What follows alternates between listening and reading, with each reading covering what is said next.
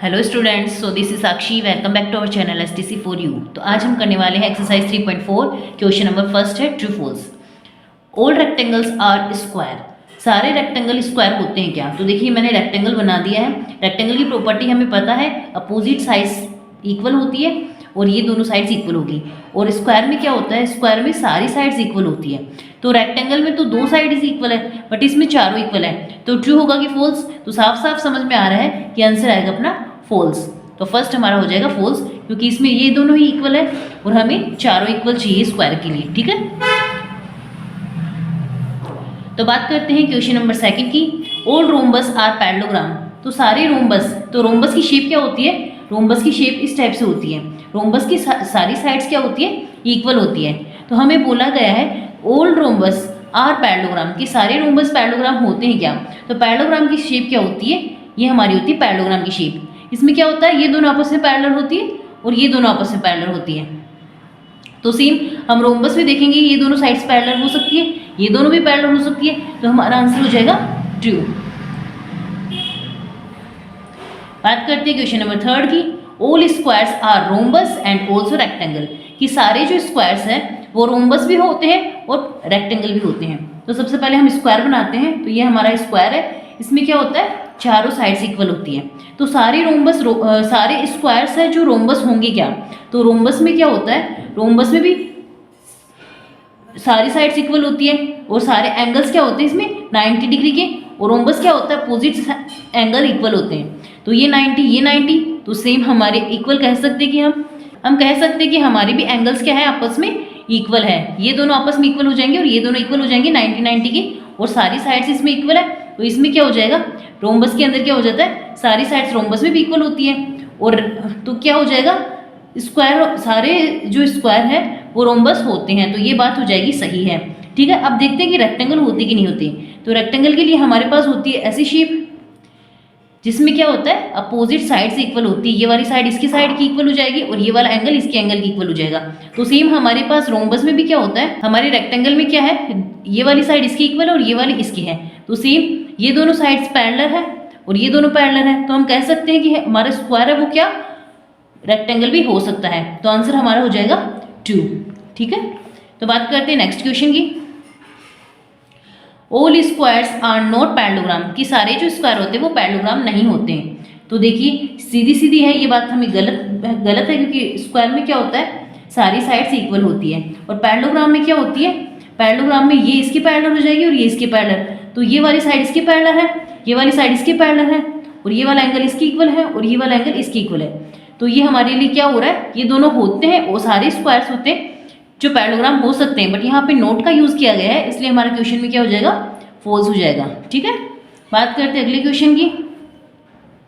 All kites are rhombus. तो सारी kites क्या होती है, काइट शेप हमारी इस तरह से बनती है। ठीक है, काइट में क्या होती है, ये दोनों इक्वल होती है और ये दोनों इक्वल होते हैं। ठीक है, बट सारी काइट्स रोम्बस नहीं हो सकती, क्योंकि रोम्बस में तो क्या होता है, चारों साइड्स इक्वल होती है और इसमें क्या होता है, नीचे वाली दोनों आपस में इक्वल होती है और ऊपर वाली आपस में। तो हमारा आंसर क्या हो जाएगा, फॉल्स, कि ये इसके इक्वल नहीं होती है। ठीक है, सारी काइट्स होती है वो रोम्बस नहीं होती है। ठीक है, बात करते हैं नेक्स्ट क्वेश्चन की।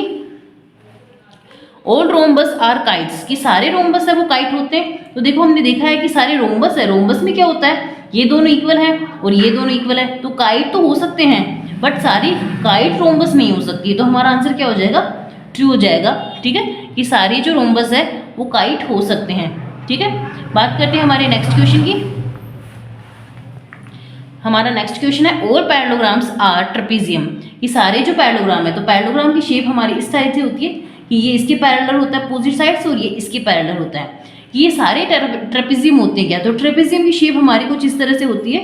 ठीक है, इसमें क्या होता है, ये दोनों आपस में पैरेलल होते हैं। तो देखो हमारे इधर भी पैरेलल है और यहाँ पे भी पैरेलल है, मतलब पैरेललोग्राम में भी एक पेयर पैरेलल होता है और ट्रेपेजियम में भी एक पेयर पैरेलल होता है। तो हम कह सकते हैं कि ये ट्रू होता है। ठीक है, और इसी के लास्ट ट्रू फॉल्स का क्वेश्चन है ऑल स्क्वायर्स आर ट्रेपेजियम। कि सारे जो स्क्वायर है, ये हमारे स्क्वायर है कि जो सारे साइड्स इक्वल, इसमें सारे स्क्वायर्स है वो ट्रेपेजियम होते हैं। तो ट्रेपेजियम में सेम दो साइड्स पैरेलल होती है।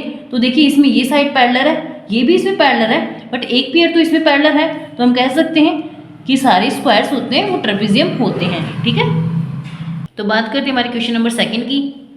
Identify all the quadrilaterals that have, हमें आइडेंटिफाई करना है सारे क्वाड्रिलेटर्स का that have 4 sides of equal length, जिसमें चारों साइड्स इक्वल लेंथ की होती है। तो देखो ऐसे अपने पास दो ही ऐसे डायग्राम होते हैं जिनकी सारी लेंथ इक्वल होती है।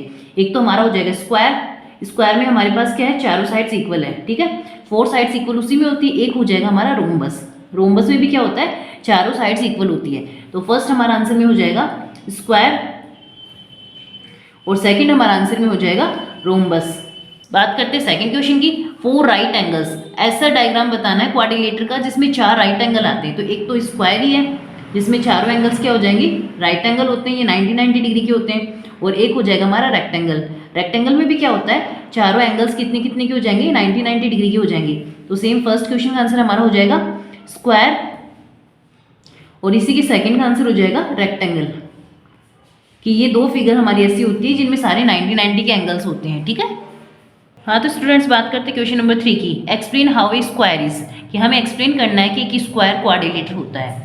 तो एक स्क्वायर क्वाड्रिलेटर होगा, ए स्क्वायर इज 4 साइडेड, क्योंकि एक स्क्वायर क्या होता है, 4 साइडेड फिगर होती है जिसकी 4 साइड होती है, तो अपने आप में क्वाड्रिलेटर हो जाता है। क्योंकि हम जानते हैं क्वाड्रिलेटर में क्या होता है, 4 साइडेड कोई भी फिगर है जिसमें 4 साइड्स हैं तो अभी उसे क्वाड्रिलेटर बोल सकते हैं। तो स्क्वायर में 4 साइड होती है, so it is a quadrilateral, ठीक है।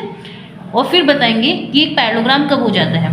तो a square has its opposite sides parallel, एक स्क्वायर है और उसके अंदर अपोजिट साइड्स इक्वल है, ठीक है, ये वाली इसकी इक्वल है, ये वाली इसकी, पैरेललोग्राम की प्रॉपर्टी को ये फॉलो कर रहा है, ठीक है।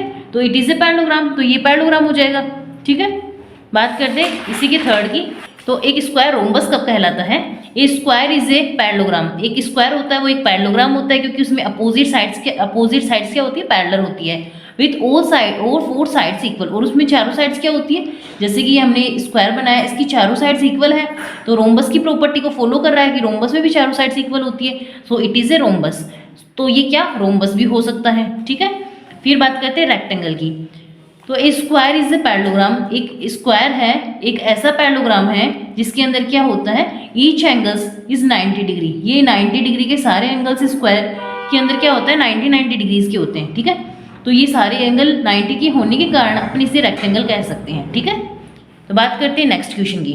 तो बात करते हैं क्वेश्चन नंबर 4 की। क्वेश्चन नंबर 4 में हमें बताना है name the quadrilateral whose diagonals, ऐसा क्वाड्रिलेटर जिसके डायगोनल्स बाइसेक्ट ईच अदर, एक दूसरे को बाइसेक्ट करते हैं, ठीक है। तो हम बताएंगे वो कौन कौन से डायगोनल्स है, जो वो कौन से क्वाड्रिलेटर्स है जिसके डायगोनल्स एक दूसरे को काटते हैं। तो देखो सबसे पहले हमारा हो जाएगा इसमें आंसर स्क्वायर, स्क्वायर हो जाएगा क्योंकि जैसे मैंने ये स्क्वायर बनाया है, अब इसका एक डायगोनल ये हो गया और एक डायगोनल ये हो गया, अब ये इसका मिड पॉइंट हो गया, ठीक है। तो ये जब बाइसेक्ट करेंगे ना एक दूसरे को, जैसे इसने इसको काटा इसने इसको काटा, तो ये वाली लेंथ होगी ये इस वाली लेंथ की इक्वल हो जाएगी और ये वाली लेंथ होगी वो इस वाली लेंथ की इक्वल हो जाएगी। तो ये एक दूसरे की इक्वल लेंथ के होते हैं, ठीक है। और दूसरा हमारा हो जाएगा इसी में हमारा हो जाएगा रेक्टेंगल, रेक्टेंगल होता है उसके भी जो डायगोनल्स हैं, ये रेक्टेंगल है, इसके भी जो डायगोनल्स एक दूसरे को काटेंगे तो ये वाली लेंथ होगी वो इस लेंथ की इक्वल होगी और ये लेंथ होगी जो इस लेंथ की इक्वल होगी। और इसी में हमारा तीसरा हो जाएगा रोम्बस।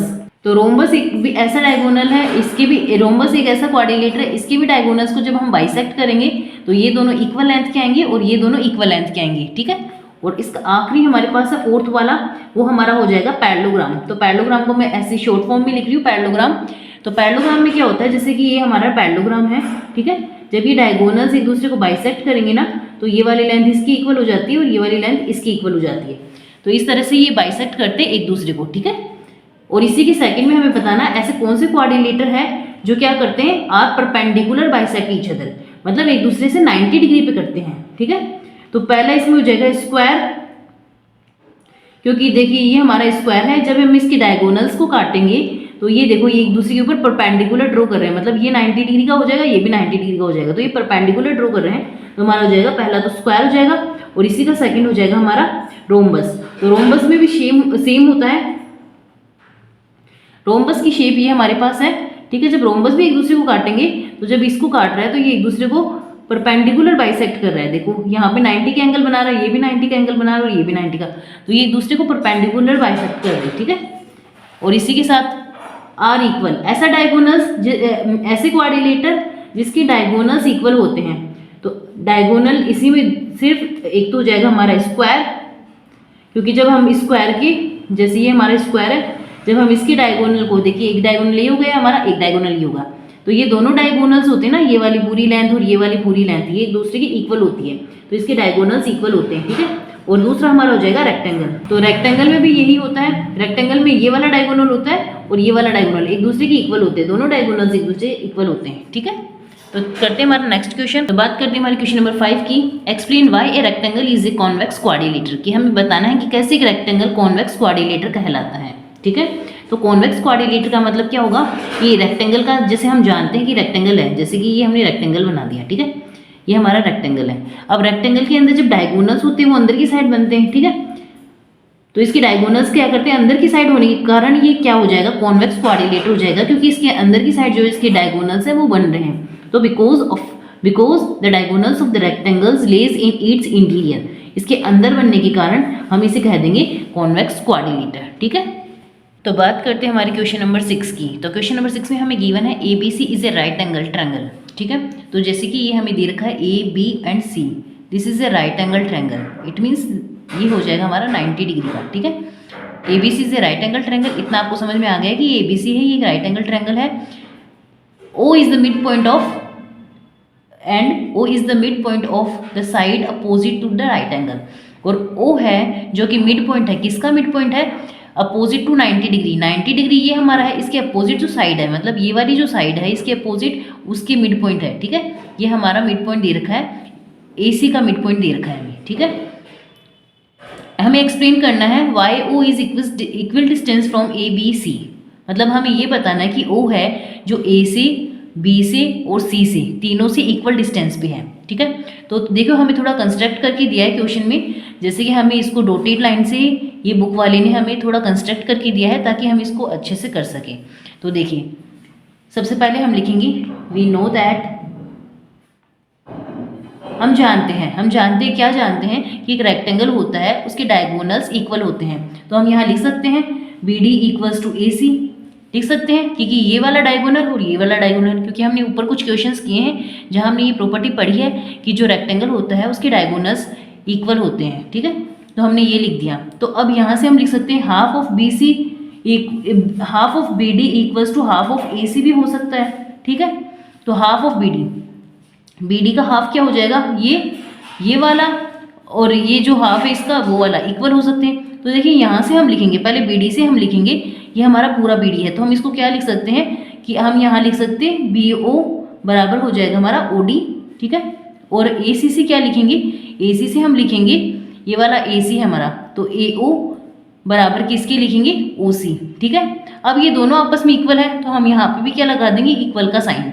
अब देखो हाफ ऑफ BD का हाफ क्या हो जाएगा, ये BD हमारा, इसका हाफ BO, मतलब ये हमारा बराबर हो जाएगा इसके और ये बराबर हो जाएगा इसके। मतलब क्वेश्चन में हम क्या कह सकते हैं कि ये चारों एक दूसरे से इक्वल है, ये वाला और ये वाला। तो हम यहाँ से इसको नाम दे देते हैं इक्वेशन नंबर 1।